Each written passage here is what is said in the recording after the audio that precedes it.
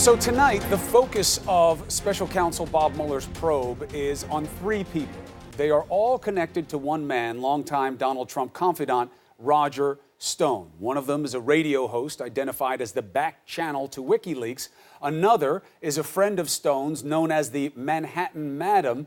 And the third is a former aide of Stone's named Andrew Mueller, who refused today to comply with a subpoena, so he is now facing a contempt charge. Why dodge if you have nothing to hide? Let's get after it with Mueller's lawyer, Mr. Paul Kamenar. Welcome to Primetime, Counselor.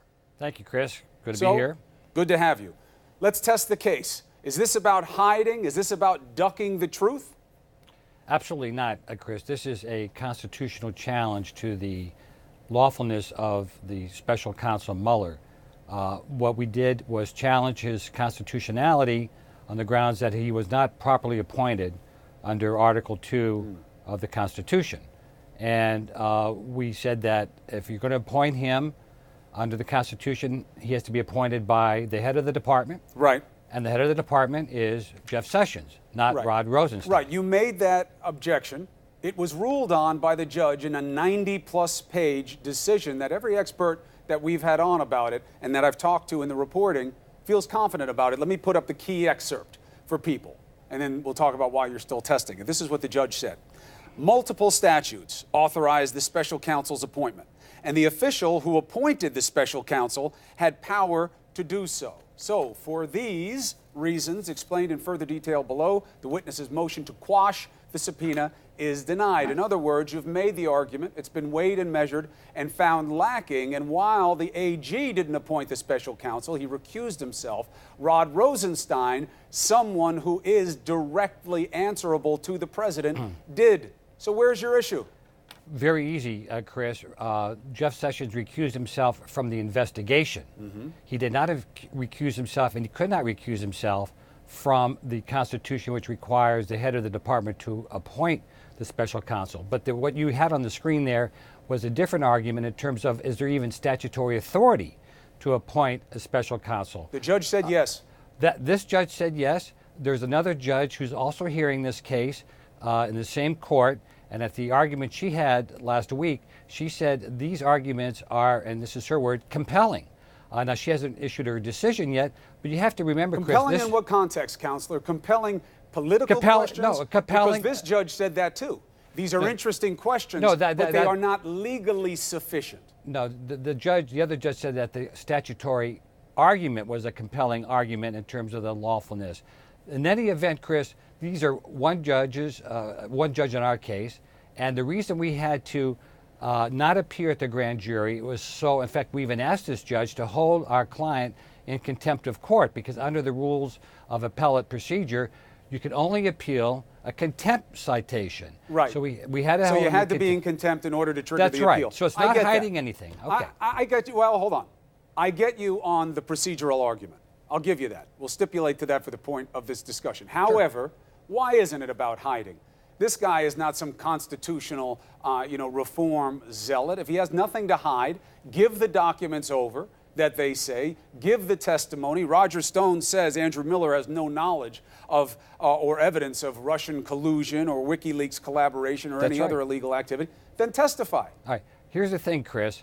He already talked to two FBI agents for a couple hours, answered all the questions.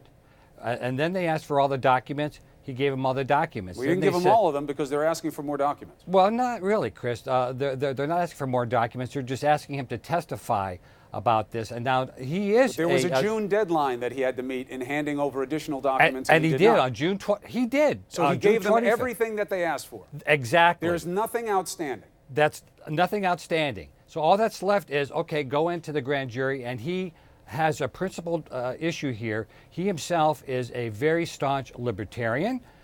He worked on Gary Johnson's campaign in 2016. He didn't vote for Trump, doesn't like Trump's policy, so he is committed for a restricted government power. And what we have here with Robert Mueller is basically a super U.S. attorney, more powerful than the regular U.S. attorneys, and regular U.S. attorneys. He's directly answerable to Rosenstein, so how's he more powerful? Okay. Well, so are other U.S. attorneys, but listen. Right, that's my point. So how's he super? Well, he can file cases in any jurisdiction in D.C., Virginia, New York. Your regular U.S. attorney cannot. But listen to this, Chris. All these U.S. attorneys are nominated by the president, appointed by the president, with the consent of the Senate. So here you have Robert Mueller acting like a U.S. attorney at large, a super U.S. attorney, and he hasn't been gone through the confirmation process. So that's why our two arguments is that if he's an inferior officer, Jeff Sessions has to appoint him. If he's a superior officer, the Senate has to confirm him. And he's not really being supervised closely by Rosenstein. He's basically given free rein. He's indicting Russian foreign agents. He has a specific mandate. Rosenstein reviews it. We've seen that decisions have been made to parse out different things that Mueller started looking at and then went to the Southern District so that, there's been a judiciousness in terms of what he can do.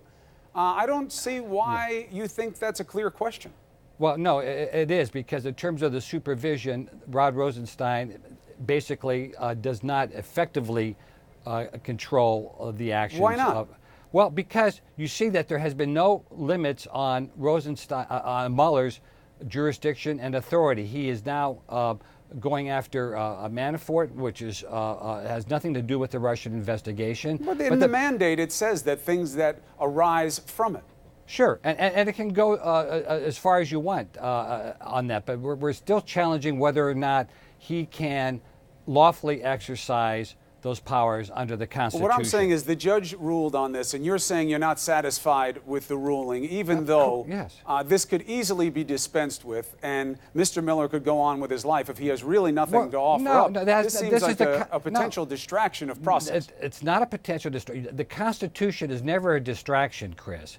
These are important principles. Right, but you're assuming it's unclear under the Constitution. This judge says it is not. Well, that's one judge. You have the Court of Appeals and you have the Supreme Court. Chris, remember in Morrison versus Olson, you had that case in terms of the independent counsel, where the district judge ruled he was unconstitutional.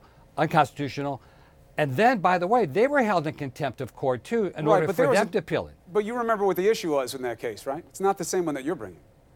It's still the same issue as whether or not, in that case, the independent counsel satisfied the separation of powers in the appointment clause. They ultimately ruled that they did, but in Morrison, Justice Scalia dissented, and that decision, by the way, is basically going to be overruled if it already has been. Many jurists, including Justice Elena Kagan, said that Justice Scalia was right on point on this. So that decision really is not much. But you had a majority decision that went against what you're arguing right now. No, not on point, because we had several other arguments that were not addressed in Morrison, and that dealt with a different issue of whether the three-judge court can be the appointing power. So it is a very weak precedent at best, and the Supreme Court has the last word on this. We think that... Is there any case that has ever ruled the way you want to see it? Well, this is a precedent-setting case, so by definition, there isn't. But we have a lot of arguments that we make to show that we do have a good case. The judge recognized he was legitimate. If you lose, will he testify? He'll have to testify if we lose, of course. So he will not hold out, because he's libertarian, maybe he would just hold out on principle. No. He's been cooperating with the special prosecutor, special counsel in this case. So he's not going to be a recalcitrant witness. We're just standing on principle, Chris. This is the Constitution that's involved, and that's what our main interest is. Well, both are true, right? He is a recalcitrant witness, but you're saying it's because of principle. Well, he won't testify. That's what I'm saying. He won't testify, but it by wasn't... definition recalcitrant. Well... usually recalcitrant is I'm not testifying for no good reason, where I just don't want to talk to you. Well, right, but that's debatable because we don't have any precedent here to justify the argument you want to make. But we'll see how it goes. Well, the court stayed the contempt, by the way. And the case law is that if you raise a good issue, a constitutional issue, the judge usually stays that case. So that shows that... Fair point. Okay. Fair point. It's Friday night. I'll let you end on that one. Counselor, thank you. Paul Kamenar, thank you for coming on. As we learn more about this case, do me a favor. Please come back. All right? Good to have him on the show.